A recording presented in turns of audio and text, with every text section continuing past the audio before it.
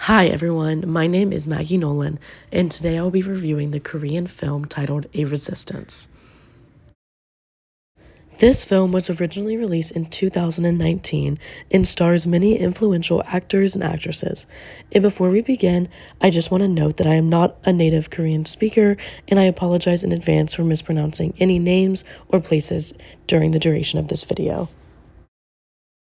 First, we have Go Song, who is pictured here, and she plays the main character, Yoo Gwon-sun.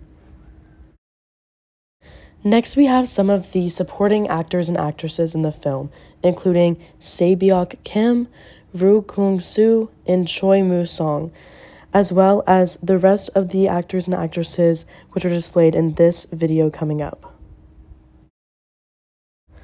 Lastly, I wanted to highlight the director of this film, who is Min Ho Cho. Now to get into a little bit of the synopsis of the film and some of the historical background. So, A Resistance is essentially a highlight of the young girl, Yoo Gwon-sun, who was imprisoned due to her involvement in the March 1st movement. For some historical context, the March 1st movement was essentially a series of protests and demonstrations led by groups fighting for Korean independence from Japan. It is estimated that about 2 million Koreans participated in more than 1,500 protests and demonstrations over the course of this movement. Approximately 46,000 Koreans were arrested, including the star of the film, Yoo Gwon-sun.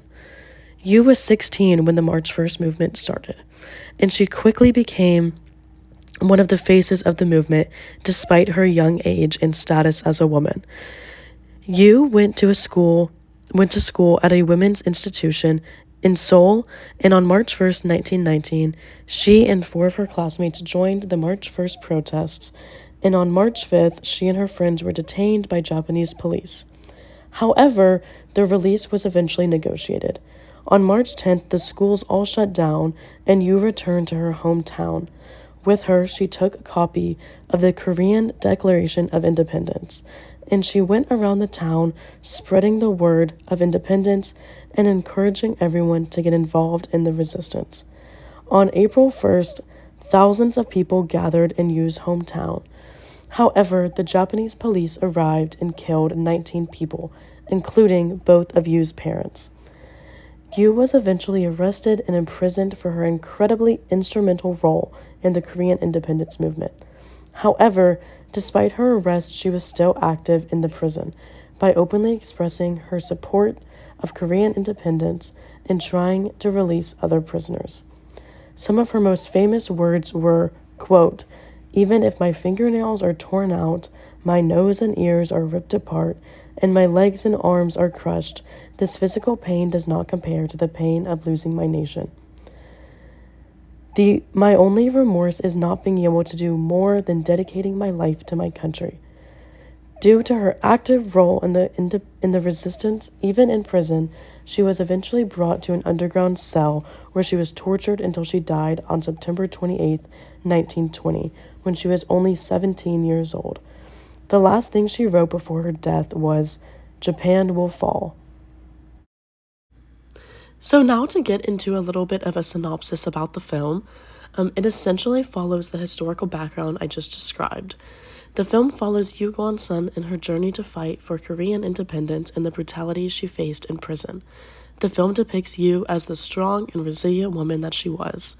The film is meant to draw attention to her contributions to the movement and overall provide an overview of what the March 1st movement was and the great contributions made by women and young people. The film is also almost entirely in black and white, which in my opinion contributes to the sad and dark tone of the film. A lot of historical Korean films touch on the Korean independence movement, and this is one of my favorite stories due to the unrivaled bravery of Yoo Gwon-sun and her dedication to protecting and loving her country. The most major thing that this movie taught me was the crucial role that women played in the Korean independence movement. Although traditional culture at the time heavily pushed women into domestic roles, women emerged as key leaders and organizers in the Korean independence movement following March 1st, and Yoo is just one example of this. I also want to take this opportunity to highlight the accomplishments of a lesser known woman during this movement, Yu Guansun's cousin, Yu Ye-do.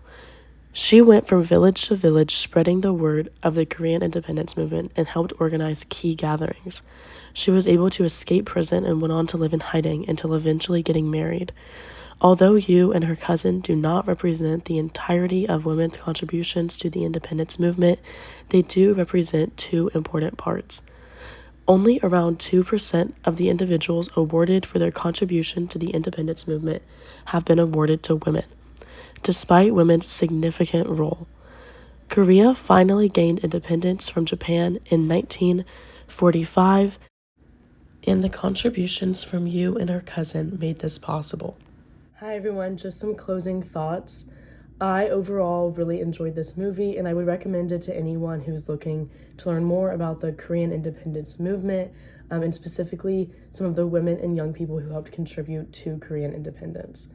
I personally really enjoyed this movie, not only because it taught me about Korean history, but also because it delved into some of the themes of patriotism and nationalism that a lot of these people felt towards their country at this time. I think everyone should watch this movie, and I think that it is incredibly inspiring. I hope that everyone enjoyed this review and that you will take the time to watch this film. Thank you all so much.